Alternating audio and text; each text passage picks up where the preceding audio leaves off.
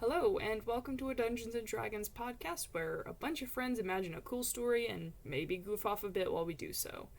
If you're one of my players or party members going back and listening to this to figure out what in the world happened last D&D session, hello. And if you're me listening back to this or in the editing process, also hello. And lastly, if you have no idea who we are and happen to stumble across this recording in the endless sea of podcasts, hi, hello, and welcome. I don't know how you got here, but, hey, if these recordings bring a smile to your face, you're welcome, I guess. Stick around, or not, do whatever you want. This is going to serve as a recap for everything that's happened in this campaign prior to the day we decided to start recording the sessions. If you want to know what campaign this is, look at the title, or just listen on. If you're one of my players or party members, you'll know pretty quick what campaign it is. This campaign opened in a town named The Last Stand, nestled safely inside the clearing of a darkened forest at the heart of Morbrid. Morbrid has had quite a rough past. It started with a small group of people that was all that was left in this world, stuck on a planet consumed by rotted darkness they called the Blight. One day they heard a voice call out to them, divine in nature, that called them toward a distant mountain range. Across those mountains they found Morbrid, an undisturbed valley surrounded by a ring of mountains, a valley nearly free of the Blight. That darkened forest at its center posed some troubles for them as they settled in, but it was nothing compared to the horrors that they had seen beyond. This peace and growth unfortunately didn't last long. After a year, monsters gathered at the mountains and began to pour over it, and a fight for life took place. The small group was losing, but that divine voice spoke again and led them into the wildwood, that darkened forest. There they found that small clearing in its center, and they made their last stand. Just on the verge of defeat, once more the divine being spoke, and the words unleashed a powerful magic.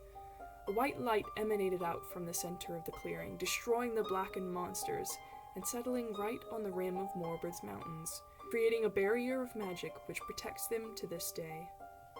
Fast forward 250 years, and here we begin, at a festival in the Last Stand. The festival celebrates the few short weeks of the year where blue glowflies light up the wildwood and make it safe for a short while. In the town we found Torbjorn, a nervous corgi man, and Rowan, a bright red-haired human, both in their bakery, Dungeon Donuts. Baron, a red dragonborn, set up a stall nearby selling his family's pizzas. A dragonborn is an unusual sight above ground, and mostly unwelcome.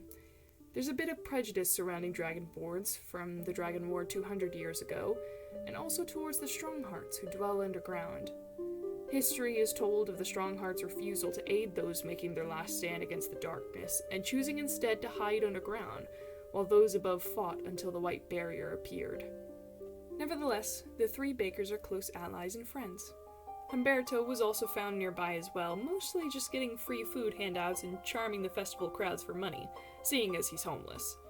The festival went off with only minor hitches, a huge rat problem one of them, and Professor Holsbury came from the card capital to announce the startup of the Search for the Golden Ladle competition, a competition of great reward, fame, and fun riddles known by every chef around. Baron, Humberto, Rowan, and Torbjorn decided to join the competition, seeking out that golden ladle, which is said to hold the flavor of 1,000 meals. Any meal cooked with this ladle is going to be the best in existence. So they headed off right through the lightened wood towards the capital. Along the way, they saved a girl in a red cloak named Moira from a blighted wolf, where Soren, one of the Dungeon Donuts workers, joined the fray. Continuing on, Rowan found an old gravesite with black roses called the Graves of the Lost. Magical and dangerous encounters aside, they continued on to the capital city, following the pure river out of the wood. After the Red Queen announced the competition proper, they acquired their first clue, which led them towards an arena match between the Divine Bovine duo and Rough and Tough, with many clear nods toward an old hey diddle diddle rhyme. The fun match turned into a poisoning mystery when the Divine Bovine never showed, and was found later in the clerical center with Sol, the divine part of the duo, stuck in a coma. The party swiftly took action to help, questioning potential saboteurs in the upper district near both Soren and Humberto's old homes, and in the Card Soldier barracks. Through a series of odd circumstances, illegal sleuthing, tight scrapes, and a surprising amount of pizza jokes, They discovered a high bettor potentially paid to have a team thrown from the arena match. This aside, they then turned to a cure wishing to help the duo get back on their feet.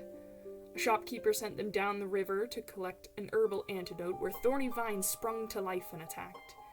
Rowan summoned a fiery sprite, and Torbjorn accidentally summoned the power of Thor. Antidote in hand, the party watched as the cure brought Sol back awake, who delivered their second clue. The chaos and randomness of their journey had led the party to believe this was just a fun adventure, but as they began to dwell on the nature of their clues, they wondered if the search for the Golden Ladle might be something wholly unexpected. What author was hired to write these clues, that knew about what would happen with Sol and lead them to a cure?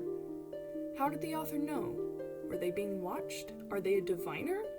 Could they have orchestrated the poisoning themselves? Whatever the case, one thing was for sure. They had irrevocably gotten themselves into a world of danger, mystery, and gold that no one had expected.